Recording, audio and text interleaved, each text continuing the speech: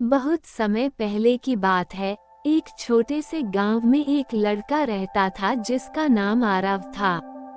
वह बहुत ही समझदार, दयालु और जिज्ञासु था। उसे नई नई बातें जानने और दुनिया के रहस्यों को समझने में बहुत दिलचस्पी थी। हर रात उसकी दादी उसे जादुई कहानियां सुनाती थी, कभी उड़ने वाले कालीनों की, कभी बोलने वाले जानवरों की, तो कभी जादूगरों और परियों की। लेकिन आरव के मन में हमेशा एक सवाल रहता, क्या जादू सच में होता है या ये सिर्फ कहानियों तक ही सीमित है। वो इस सवाल का जवाब ढूंढने के लिए हमेशा तैयार रहता था। एक दिन आरव गांव के पास के जंगल में घूमने निकला। चलते चलते वह एक पुराने खंडहर बने मंदिर तक पहुंच गया। यह मंदिर बहुत रहस्यमयी लग रहा था, मानो सदियों से किसी ने इसमें कदम ही नहीं रखा हो। जिज्ञासा से भरा आरव अंदर चला गया। वहां चारों तरफ धूल जमी थी और एक तरफ लकड़ी की पुरानी अलमारी पड़ी थी। जब उसने अलमारी का दरवाजा खोला तो उसमें उसे एक बहुत ही पुरानी रहस्यमयी किताब मिली। किताब के ऊपर सुनहरे अक्षरों में लिखा था। जैसे ही आरव ने किताब खोली, अचानक एक तेज रोशनी फैली और सब कुछ चमकने लगा। अगले ही पल उसने खुद को किसी दूसरी अनोखी दुनिया में पाया। आरव ने चारों तरफ नजर घुमाई।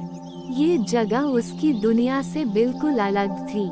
यहाँ के पेड़ हवा में तैर रहे थे, नदियाँ आकाश में बह रही थीं और रंग बिरंगे पक्षी इंसानों की तरह बातें कर रहे थे। ये कौन सी जगह है? आरव ने आश्चर्य से पूछा।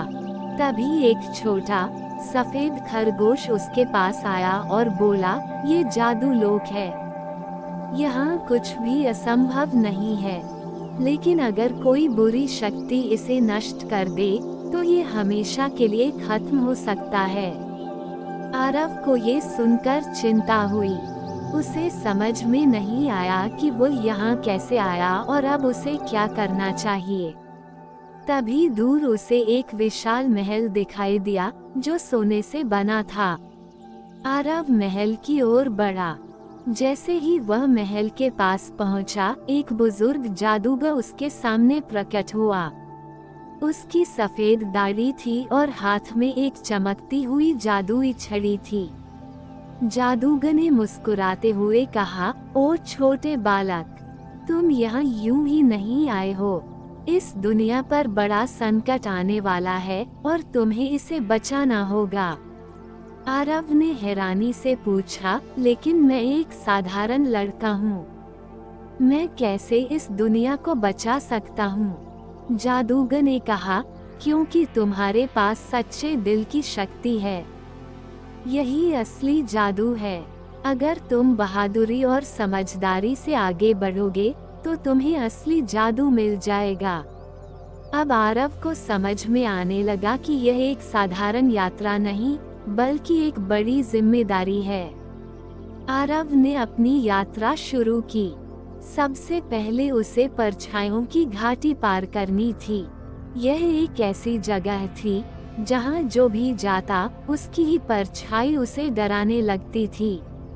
आरव की भी परछाई अचानक बोलने लगी, तुम हार जाओगे, तुम कुछ नहीं कर सकते।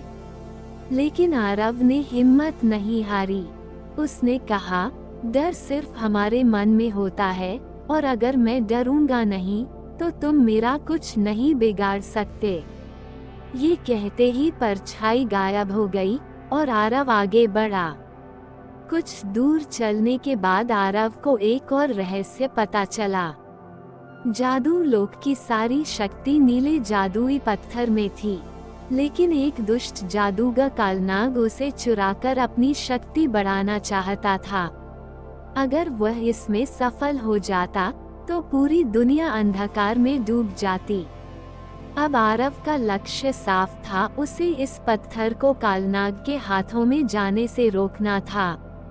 आरव अपने नए दोस्तों, एक उड़ने वाले घोड़े, एक विशाल बुद्धिमान उल्लू और एक चालाक लोमड़ी के साथ कालनाग के किले तक पहुंच गया। कालनाग काले जादू का सबसे बड़ा उस्ताद था। उसकी लाल चमकती आंखें और डरावना स्वर किसी को भी भयभीत कर सकता था। जैसे ही आरव अंदर पहुंचा, कालनाग हंसते हुए बोला, एक छोटा बच्चा मुझे रोकने आया है।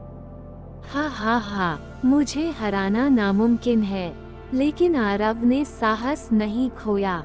उसने कहा, सच्चा जादू शक्ति में नहीं, बल्कि सच्चाई और अच्छाई में होता है। कालनाग क्रोधित हो गया और उस पर जादू से हमला करने लगा, लेकिन तभी आरव ने अपनी किताब खोली।